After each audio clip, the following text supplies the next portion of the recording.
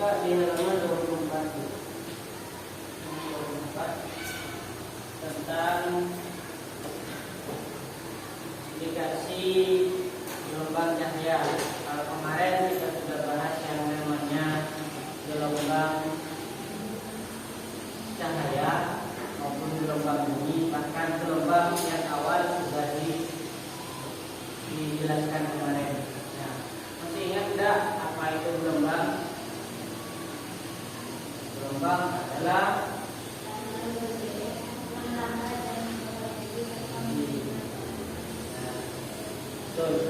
ini sudah di gelombang adalah apa? Getaran yang melambat yang punya energi.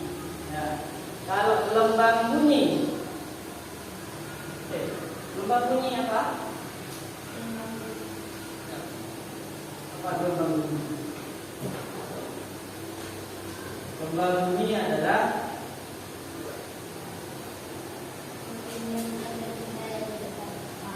apa dari gelombang bunyi adalah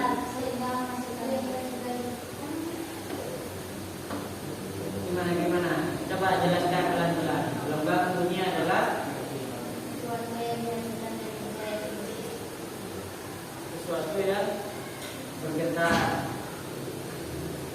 Ya, ada yang mau nambahi tentang yang punyanya Dewi? Ada yang mau nambahi tentang gelombang? Sudah betul tadi.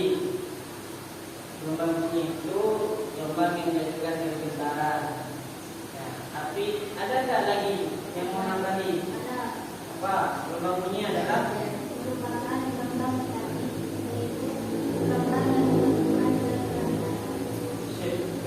itu lebih tepatnya. Ya, itu lebih tepatnya adalah gelombang pengertian gelombang bunyi. Kalau gelombang cahaya ada nilai gelombang cahaya adalah gelombang elektromagnetik yang memiliki panjang gelombang 400 sampai 700 itu secara pengertian keseluruhannya. Ya, adalah gelombang yang punya panjang sekitar 400 sampai 700 nanometer. nm kan? Nah, yang kenapa dikatakan nanometer? Karena nano itu kecil, jadi kecil banget. Makanya gelombang cahaya itu bisa menembus atau melewati celah sempit, celah yang kecil saja, bukan sekecil apapun. Ketika kita sinari, misalkan satu kita sinari, maka akan tembus sinarnya itu. Makanya pakai bahasa nano kecil, nano kecil, begitu daripada kita. Nah, jadi seperti itu. Ya, itu adalah gelombang tentang pengertian gelombang bunyi, gelombang cahaya. Sekarang aplikasinya.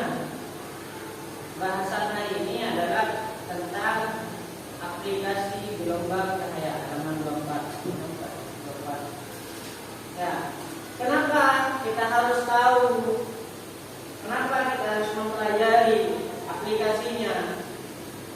Karena tujuannya satu. Kalian tahu, oh ternyata ini loh yang aplikasinya atau yang dipakai. Gelombang cahaya itu bisa dipakai di sini. Gelombang cahaya ini bisa dipakai di sini. Itu tujuannya. Yang kedua, kita bisa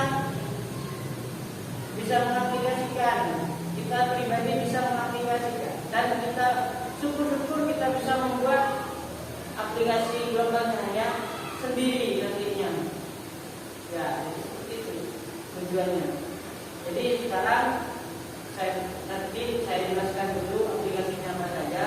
Setelah itu nanti diskusi kelompok kedua, 1, 2, 3. Ini jadi 2 kelompok. Seperti itu. Nanti saya kasih lembaran PD-nya. Setelah itu nanti kalian diskusikan dengan temannya. Kenapa begini seperti ini? Kenapa di gelombang cahaya seperti ini? Kenapa seperti ini? Jadi seperti itu. Ya, jadi saya mulai dari penjelasannya. Aplikasi dari gelombang cahaya. Di situ sudah ada di bukunya sudah ada. Aplikasi gelombang cahaya. Gelombang cahaya itu punya banyak di kehidupan sehari itu banyak aplikasinya yang bisa kita temui. Contohnya di komunikasi, di kesehatan itu banyak. Salah satu contohnya fotografi, foto kamera itu adalah gelombang cahaya yang dipakai. Nah, contoh fotografi ya fotografer, kalau orangnya kan fotografer, kalau yang kegiatannya adalah fotografi. Ya, seperti orang ada mantenan atau acara di foto. Itu yang tampil ketika orang fotografernya mengambil gambar, apa yang tampil? Atau ada apa ketika waktu itu apa? Ketika orang track pakai kamera, ada apa yang bisa kalian lihat? Gelap, bahasan mengarang saja gelap. Ya, ada cahaya yang keluar, seakan-akan ada. Kenapa itu harus ada? Karena kalau tidak ada itu, maka hasil dari pengambilan gambarnya akan gelap. Ya, jadi satu contoh coba dah, kalau pakai HP di ruangan gelap tanpa pakai sensor, kita foto, tidak ada kan? Tidak ada hasilnya, paling gelap, tidak ada cahaya yang bisa disitu. Ya, jadi kenapa itu harus ada? Ya, agar hasil yang diberikan itu maksimal. Seperti contoh di bannernya kalian itu sudah bersih semua. Itu karena pengambilan teksnya atau pengambilan gambarnya itu ketika pagi hari maupun menjelang siang. Jadi kelihatan semuanya.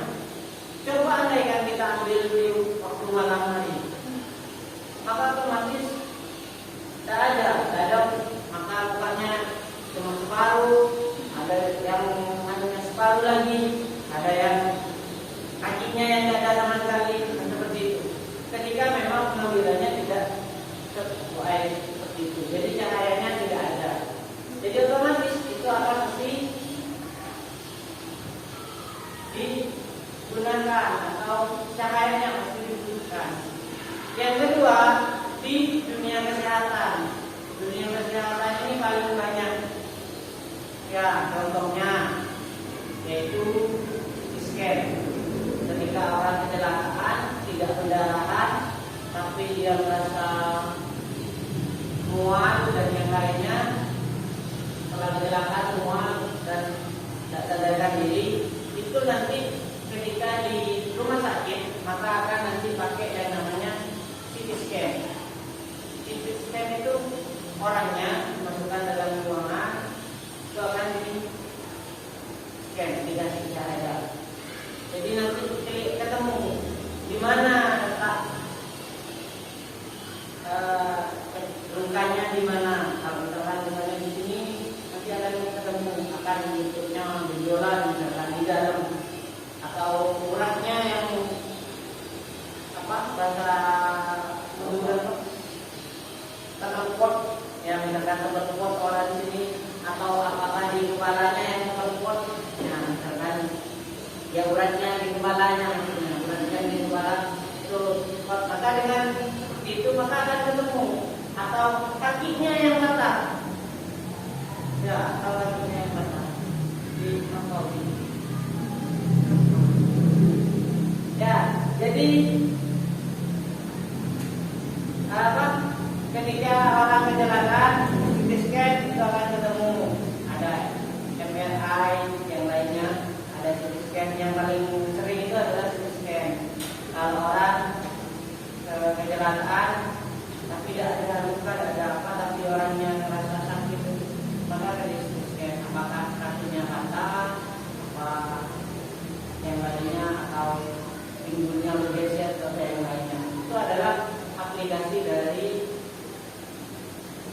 gelombang cahaya yang setiap hari kita mungkin ada. Pelajaran hari ini yang pertama, kalian sudah mengerti yang namanya gelombang, pengertiannya gelombang. Yang kedua, pengertiannya gelombang bunyi, gelombang cahaya. Dan yang paling ditekankan tadi adalah hari ini kita review hasilnya dari aplikasi gelombang cahaya dalam kehidupan sehari-hari, yaitu adalah yang pertama, kita mengenal beberapa aplikasi dalam kehidupan sehari-hari, baik di industri komunikasi,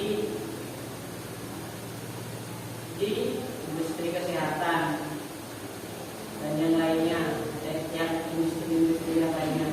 Salah satu contohnya di kesehatan, yaitu adalah tentang apa? Aplikasinya dalam kehidupan sehari-hari adalah apa? Aplikasinya dalam yaitu penggunaan sinar cahaya yang dimaksud adalah CT scan kalau katanya itu.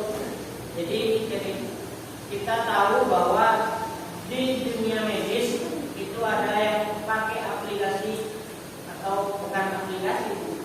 Kita mengaplikasikan gelombang cahaya itu lewat yang namanya alat CT scan, yang dimana itu berguna untuk mendeteksi yang terjadi dalam tubuh manusia atau seseorang. Yang kedua adalah di dunia informatika atau komunikasi, bahkan di dunia yang fotografi itu adalah tentang foto, ya tentang foto. Dunia digital tentang foto, fotografer, ya fotografer atau fotografi itu pasti menggunakan aplikasi dari gelombang cahaya. Buktinya itu bisa kita lihat ketika seseorang mengambil gambar, maka akan tampil yang namanya cahaya yang diberikan. Itu adalah aplikasi dalam kehidupan cahaya, gelombang cahaya yang diaplikasikan dalam kehidupan sehari-hari. Jadi itu untuk hari ini. Silakan kita berdoa dulu, biar nanti hasilnya yang berdoa pulang di dalam hatinya, agar kita yang sudah kita pelajari, kita dapat ilmunya, kita bisa mengaplikasikan di luaran. Ya, jadi itu kita itu berdoa dimulai.